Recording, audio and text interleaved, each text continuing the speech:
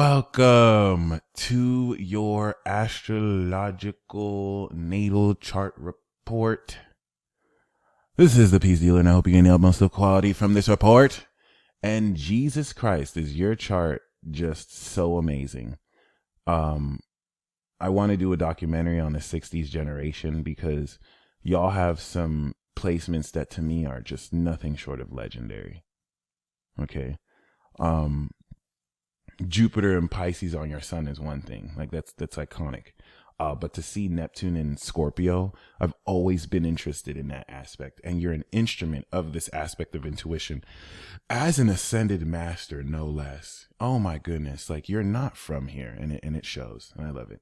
I'm going to reference an alien construct article, and the alien construct article, I've spoken to the author of this. I had to wait 4 months for a reading from her. I missed the reading. I had to make another 4 months. So 8 months later, it was still the greatest reading I ever had. And she had mentioned that, or one of the greatest. And she had mentioned that, of course,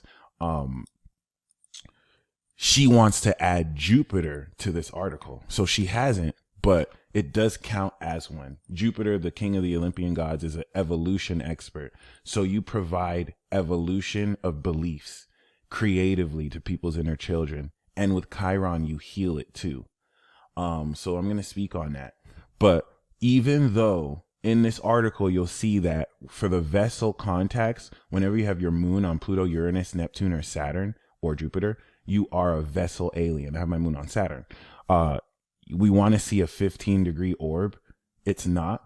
But because it's in the same sign, I'm going to include the Pluto vessel alien that can sense negativity, discover other secrets, okay, amongst other things, and the Uranus vessel that can predict elections, conceptions, channel higher frequency beings, okay.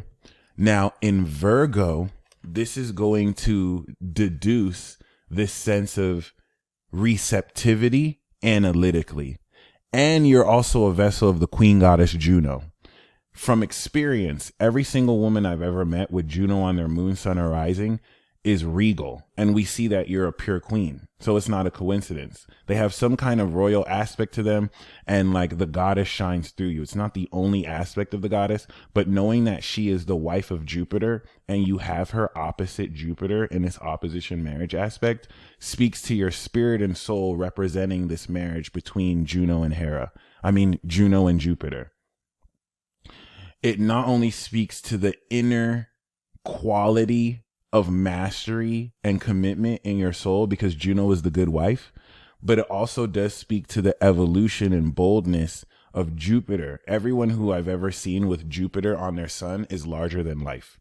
Your very spirit expression expands things to the next level. Kanye West is a prime example of this, but there are countless others with the sun on Jupiter, which is like being a god, an awakened, aware being. So knowing that we have the gods on your moon, we have Neptune that you're an instrument of, which has you literally reflect the inherent god and goddess within each human being, assist the dying in crossing over, project invisibility onto another, amongst other things.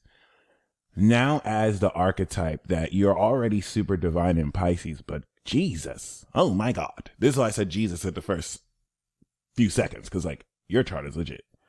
You got the MC 28 degrees in Leo. So your legacy is to be on stage, to be in the spotlight.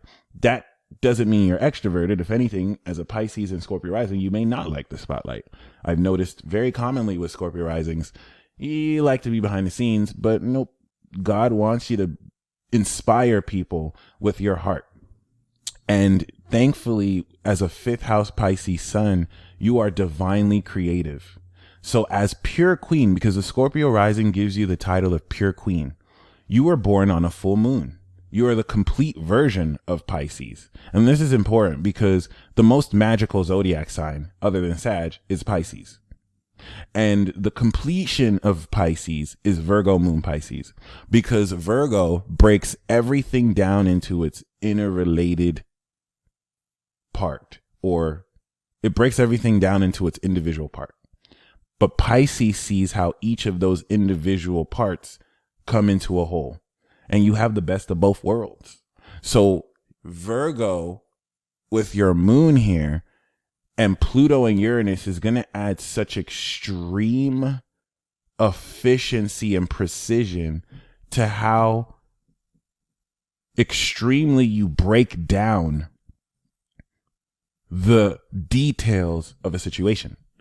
Virgo representing the earth element that will analyze your feeling of everything that's real. Your soul will break down in the 11th house, the community social aspect of how everyone is socializing, who everyone is, how everyone is.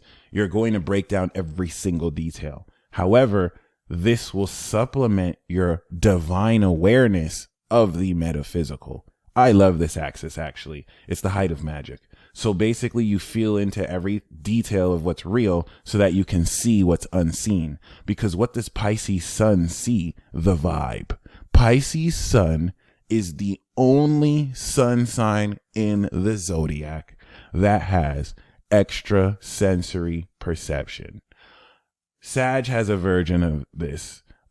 Gemini has clairaudience. Virgo is supernaturally analytical, and Sagittarius has clairvoyance.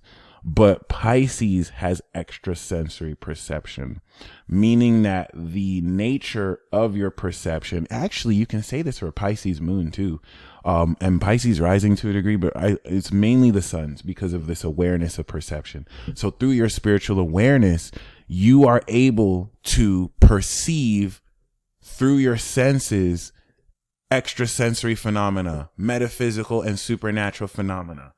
I'm going to do a very special documentary on every sign, but especially on Pisces just for this.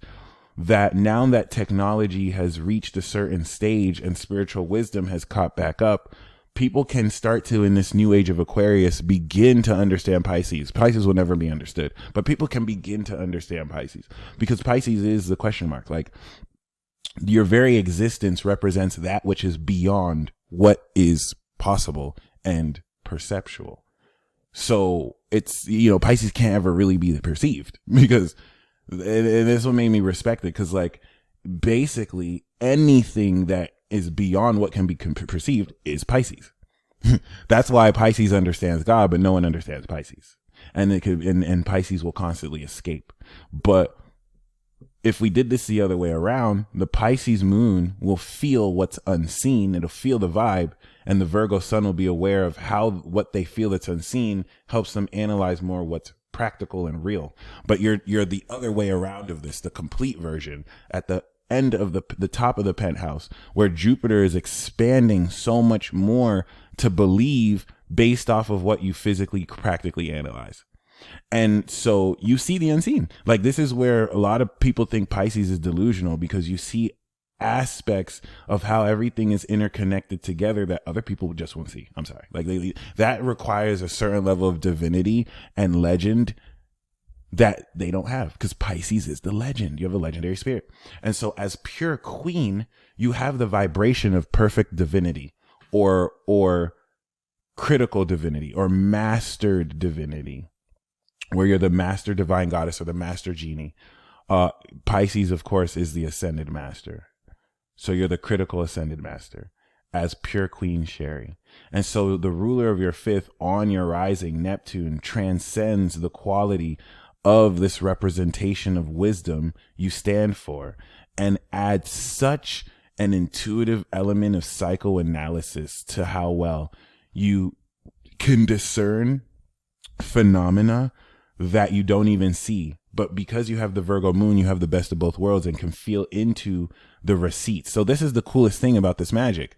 Like, I can steal a cookie from behind your back. So there's no way you saw that I stole the cookie, but you're also supernatural. So you will just know, you will have the extrasensory perception that, hey, I just had a dream that you stole my cookie, and I'll try and gaslight you. But then the Virgo moon will now notice details and evidence that I stole the cookie.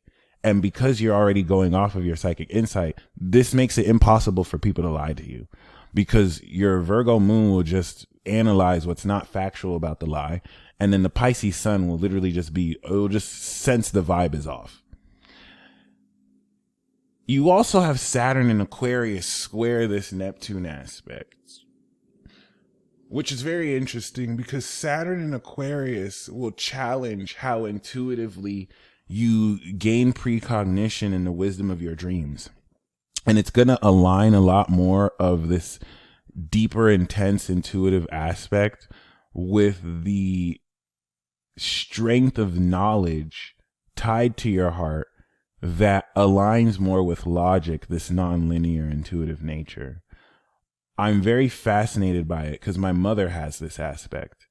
And I know, like, outside of the astrology, a mother can just tell when their child is lying. You know, a mother can just tell, like, when something is off. But there's something about my mother that I learned has to do with this placement, Neptune and Scorpio. One, she'll have precognitive dreams. My dad and my mom, my dad had a dream of 9/11 like days before it happened. But my mother also will have very strange dreams that foretell with deep symbolism, a lot of wisdom and occult, understanding. And that's all Neptune, Scorpio. But I also noticed that sometimes my mom will know I did stuff. Or there's a way my mom will ask me a question knowing that I can only answer in a certain way. And it's like there's no way she could have known. It's almost as if she had a sixth sense. And that's the Neptune. Really, it's because of being a mother, and you mothers have superpowers, right?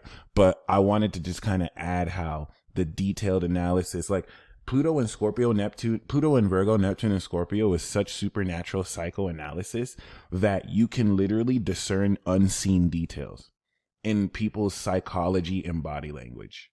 So people's bodies will just snitch to you. And it's really interesting how you bridge all of these facets. Your heart is very detached and loves knowledge, but your Mars is very bold and challenges you to step on stage, to take this inner sense of analysis and logic and express this passionately. The challenge is to take the attitude and the serious approach towards how you think and to find more empathic and sincere psychic ways to teach this to people. And so with your North Node in the 9th, you're taking the divine creative awareness and the pure royalty of your personality, and you're guiding individually along this creation of your own religion or way of life based off of how sincere and powerful and unique your own feelings are. And this really does go a long way towards putting you in a position to very powerfully not just own up to this all, but to come into more realization of how to, coming back around to Jupiter, bring this evolution. Because as an ascended master in Pisces, you inspire people to believe, and you change the beliefs around how people can tap into their own creativity and inner child as well. I hope you enjoyed this report. Please feel free to email me if you have any questions you have to follow up. And you stay blessed as always. Peace.